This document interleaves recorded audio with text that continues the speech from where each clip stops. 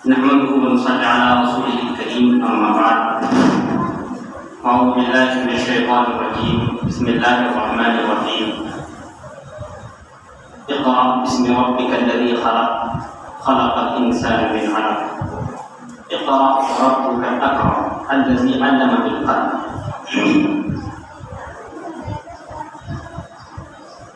حضرات محترم اور معزز سامعین کرام،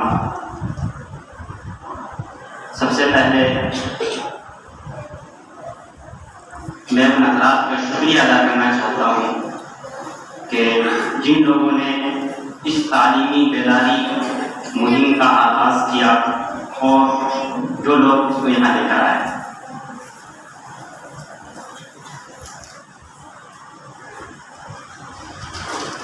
تعلیمی بیداری مہم یہ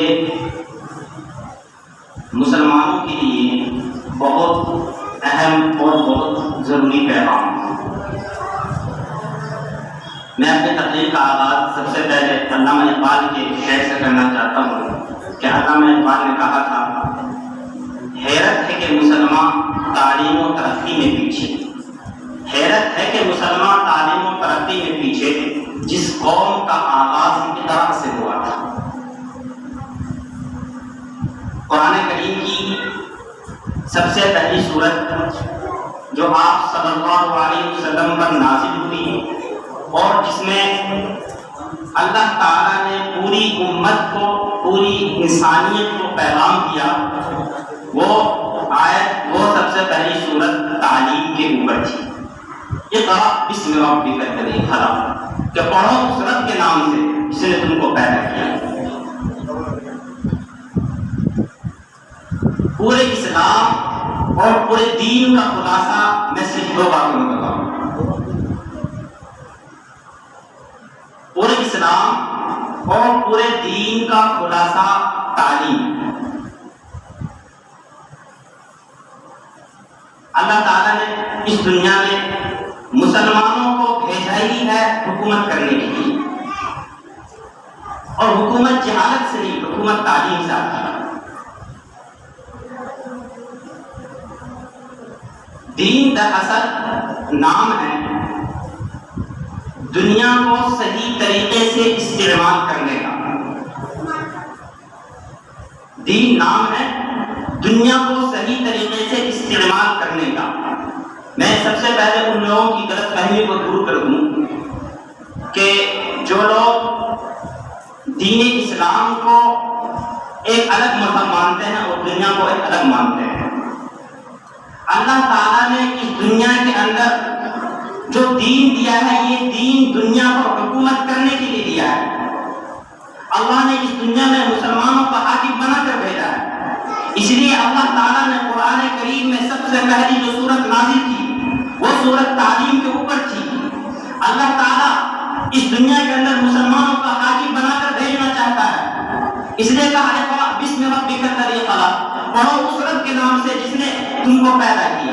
یاد رکھیے، اگر آپ کے پاس تعلیم نہ ہو تو تعلیم کے بغیر آپ اپنے پیدا کرنے والے کو بھی نہیں پہچان سکتے. اللہ قرآن میں فرماتا ہے کل شیء خلقہ ثم ہدی، اللہ نے ہر چیز کو پیدا کیا. دنیا کے اندر جتنی بھی چیزیں ہیں ہر چیز کو اللہ نے پیدا کیا، اور ہر چیز کو پیدا کرنے کے بعد خود بخود اللہ تعالیٰ نے اس کے ذہن میں یہ بات بھی ڈال دی کہ جینے کا طریقہ کیا ہے، کھانے کا طریقہ کیا ہے، اڑنے کا طریقہ کیا ہے، پڑھنے کا طریقہ کیا ہے، چلنے کا طریقہ کیا ہے. ہر چیز کا طریقہ اللہ تعالیٰ نے اس چیز کو سکھایا سوائے انسان کے. اللہ نے انسان کو پیدا کیا تو بالکل جاہل، ان پڑھ، گوار. جب یہ ماں کے پیٹ سے پیدا ہوا تو کچھ بھی نہیں جانتا تھا. پھر اللہ نے دنیا میں اس کی آنکھیں کھولی. دنیا میں جب اس نے آنکھیں کھولی تو بالکل نادان اور جاہل بچہ تھا. پھر اللہ نے اس کے ماں باپ کو حکم دیا کہ تم اپنے بچوں کو تعلیم دو تاکہ یہ اس تعلیم کے ذریعے سے اپنے رب کو پہچان سکے، اپنے مالک حقیقی تک پہنچ سکے. آپ صلی اللہ علیہ وسلم جب مکہ میں تشریف لائے اور مکہ کے لوگوں کو دعوت دی، دین کی دعوت دی، تو آپ نے سب سے پہلے وہاں پر عبادت کی دعوت دی، ان کے عقائد کو درست کرنے کی دعوت دی، لیکن جب آپ مکہ سے ہجرت کر کے مدینہ تشریف لے گئے تو مدینے میں آپ نے وہ تمام چیزیں سکھائی جو انسانی زندگی کی ضروریات تھی۔ میں تعلیم کی اہمیت سے آپ لوگوں کو ایک حدیث سے دینا چاہتا ہوں۔ جنگ بدر کے موقع پر کچھ قیدی گرفتار ہوئے اور ان کو قیدی بنا لیا گیا، تو آپ صلی اللہ علیہ وسلم نے ان قیدیوں سے کہا کہ تم میں سے جو پڑھا لکھا ہے ان میں سے ایک قیدی ہمارے 10 مسلمانوں کو پڑھائے تو پھر اس کو آزاد کر دیا جائے گا۔ تو آپ تعلیم کی اہمیت دیکھیں کہ وہ غیر مسلم جو قیدی بنے ہوئے ہیں، رسول اللہ صلی اللہ علیہ وسلم نے ان سے کہا کہ تم مسلمانوں کے 10 بچوں کو تعلیم دو، تم کو آزاد کر دیا جائے گا۔ کیا وہ غیر مسلم قرآن پڑھنا جانتے تھے؟ کیا وہ غیر مسلم جو جنگ بدر میں قیدی بنائے گئے تھے کیا اسلام کی تعلیم سے واقف تھے؟ کیا وہ جو جنگ بدر میں قیدی بنائے گئے تھے کیا آپ صلی اللہ علیہ وسلم سے واقف تھے؟ آپ صلی اللہ علیہ وسلم کی تعلیم سے واقف تھے؟ نہیں۔ آپ صلی اللہ علیہ وسلم جانتے تھے کہ ان کے پاس جو تعلیم ہے وہ تعلیم دنیاوی تعلیم ہے۔ آپ صلی اللہ علیہ وسلم جانتے تھے کہ ان کے پاس جو تعلیم ہے وہ دنیا کو چلانے کی تعلیم ہے۔ آپ صلی اللہ علیہ وسلم سے واقف تھے۔ آپ صلی اللہ علیہ وسلم نے اس لیے ان سے کہا کہ تم ہمارے مسلمانوں کے 10 بچوں کو تعلیم دو، تمہیں آزاد کرا دیا جائے گا۔ تو آپ صلی اللہ علیہ وسلم کی اس بات سے دنیاوی تعلیم کے حاصل کرنے کا اندازہ ہوتا ہے کہ آپ نے دنیاوی تعلیم کے حاصل کرنے کے لیے کوشش کی اور جدوجہد کی، ان کو بتایا۔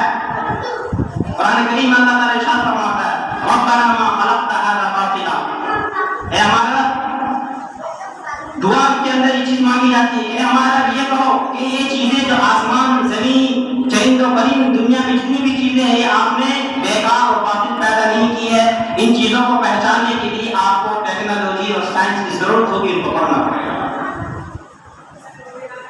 اس موقع پر میں ایک اہم بات کو بتا دوں کہ اسلامی تعلیم کا تہائی حصہ، چاہے جسے کہ جائے کہ اسلامی تعلیم کا تہائی حصہ دنیاوی زندگی کو بنانے، سنوارنے اور حکومت کرنے پر مشتمل ہے۔ ایک کتاب پڑھی ہے کہ مدرسے کا ہدایت، اس کو اگر میں آپ کو سمجھاؤں تو آسان لفظوں میں یہ کہوں گا وہ کتاب وکالت اور جج کی ہے۔ حضرت مولانا مفتی محمد عتیق زمانی صاحب چیف جسٹس پاکستان، ان سے کسی نے پوچھا کہ حضرت آپ تو مدرسے کے پڑھے ہوئے طالب علم ہیں، مدرسے میں پڑھے ہوئے، لیکن آپ چیف جسٹس کے عہدے پر کیسے فائز ہوئے؟ تو انہوں نے کہا کہ میں نے مدرسے میں ہدایہ پڑھی ہے، جتنی معاونت مجھے ہدایت سے ملی ہے اتنی معاونت مجھے کالج کے اندر کی دیگر کتابوں سے نہیں ملی۔ آج بھی ہندوستان کی پنجاب یونیورسٹی کے اندر کتاب القاضی جو ایک باب ہدایت ہے وہ پڑھایا جاتا ہے۔ میں ٹرین میں ایک مرتبہ دیوبند سفر کر رہا تھا تو میرے برابر میں ایک آدمی بیٹھا ہوا تھا، طالب علم تھا، اسٹوڈنٹ تھا اسکول کا، تو کچھ وہ ہندی کی کتاب اس کے پاس رکھی ہوئی تھی، وہ پڑھ رہا تھا اس کو۔ تو میں نے خود اپنی طرف سے ابتدا کی، میں نے پوچھا کہ بھائی کون سی کتاب ہے آپ کیا پڑھتے ہیں؟ تو اس نے کہا کہ میں وکالت کی پڑھائی پڑھ رہا ہوں۔ اگر اچھا، میں نے کتاب دیکھی اس کی، تو اس کے اندر کتاب القاضی کے 13ویں صفحے کی عبارت لکھی ہوئی تھی، ہندی کی کتاب۔ تو میں کہنا چاہتا ہوں اسلام کی تعلیم کا تہائی حصہ دنیاوی طور طریقہ اور دنیا کو کیسے چلانا اس پر مشتمل ہے۔ آپ اٹھائیں ہدایت، اس کو پڑھیں۔ کتاب البیوع سب سے پہلی بحث جو ہے جلد ثانی کے اندر، کتاب البزنس کے تعلق سے اس کے اندر بحث ہے۔ کتاب النکاح دنیا کے اندر نکاح کے معاملات، معاشرتی معاملات کس طریقے سے گزارے جائیں، نکاح کیسے کیا جائے، معاملات کیسے کیا جائے، دنیا کے اندر حکومت کیسے کی جائے، دنیا کو کیسے چلایا جائے، دنیا کے اندر تعلیم کو، ایجوکیشن کو کیسے عام کیا جائے، وہ تمام باتیں ہدایت کے اندر موجود ہیں۔ ہمیں تعلیم کی اہمیت کسی دوسری قوم سے لینے کی ضرورت نہیں ہے۔ ہم اسلامی تاریخ کا مطالعہ کریں گے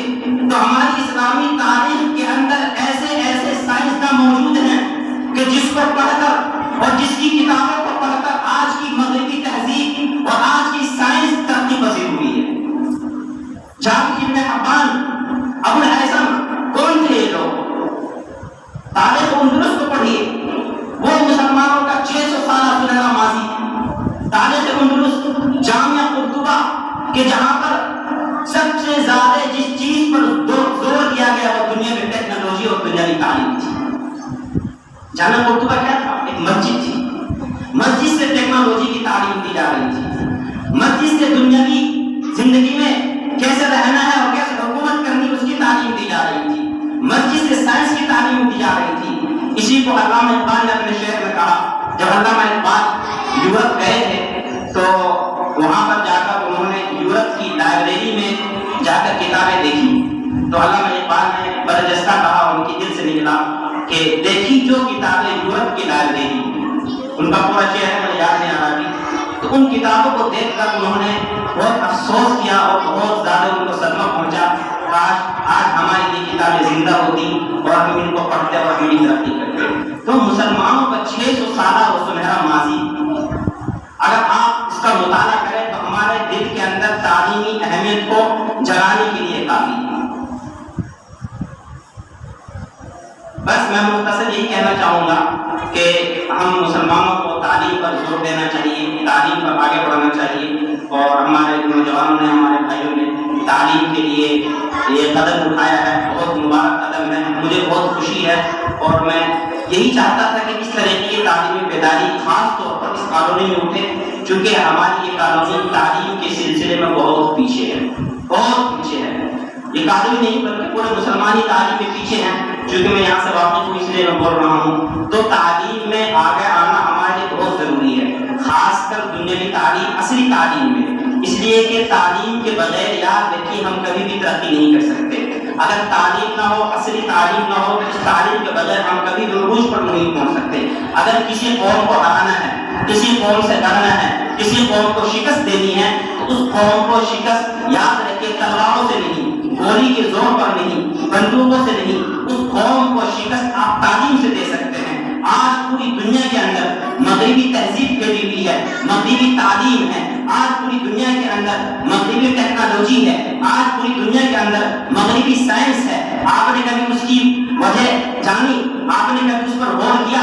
ہم صرف یہ سمجھتے ہیں کہ امریکہ کے پاس طاقت ہے, امریکہ کے پاس ہتھیار ہے, اس وجہ سے پوری دنیا پر حاوی ہے. نہیں نہیں جناب, امریکہ آج اگر پوری دنیا پر حاوی ہے تو تعلیم کی بدولت حاوی ہے. آج اس کے پاس تعلیم ہے, آج اس کے پاس ٹیکنالوجی ہے, آج اس کے پاس سائنس ہے, آج اس کے پاس انسانی ذہن کو کنٹرول کرنے کے لیے وہ آلات ہیں کہ جس کی وجہ سے وہ پوری دنیا کو کنٹرول کر رہا ہے. کسی قوم کو اگر شکست دینی ہے تو شکست دینے کے لیے تعلیم ضروری ہے. اس لیے سب سے پہلے ہمیں تعلیم حاصل کرنا ہوگا. ہندوستان کے اندر بہت بڑی یونیورسٹی ہے علی گڑھ مسلم یونیورسٹی. جب اس کا قیام ہندوستان میں ہوا تو اسی موقع پر اسرائیل کے اندر یہودیوں کی یونیورسٹی کا بھی قیام ہوا. ایک ہی سال میں دونوں کا قیام ہوا, دونوں ایک ہی سال میں قائم ہوا. تو میں بتانا چاہتا ہوں کہ شہروں کے اندر تعلیم کی کتنی اہمیت ہے. مسلم علی گڑھ یونیورسٹی دوسری سال میں قائم ہوئی, یہودی یونیورسٹی دوسری سال میں قائم ہوئی. لیکن آج یہودی یونیورسٹی کے بچے پوری دنیا کے اندر ٹیکنالوجی کے اعتبار سے مشہور ہیں. یہودی قوم ایک ایسی قوم ہے پوری دنیا کے اندر جو اپنے بچوں کو دیگر بچوں سے سب سے زیادہ تعلیم پر زور دیتے ہیں, سب سے زیادہ ان کو تعلیم پر زور دیتے ہیں. اگر دیگر قوموں کے بچے 18 گھنٹے پڑھ رہے ہیں تو ان کے بچے 22 گھنٹے پڑھتے ہیں. اتنا پڑھاتے ہیں, اتنا پڑھاتے ہیں. اسرائیل کی رپورٹ ہے کہ ان کے بعد بچے پڑھنے کی وجہ سے پاگل ہو جاتے ہیں. یہی وجہ کہ آج پوری دنیا پر حکومت کر رہے ہیں, پوری دنیا کی ٹیکنالوجی ان کے ہاتھ میں ہے اور پوری دنیا کو چلا رہے ہیں. تو تعلیم کا اندازہ آپ یہیں سے لگا سکتے ہیں. اس لیے مسلمانوں کے لیے تعلیم ضروری ہے.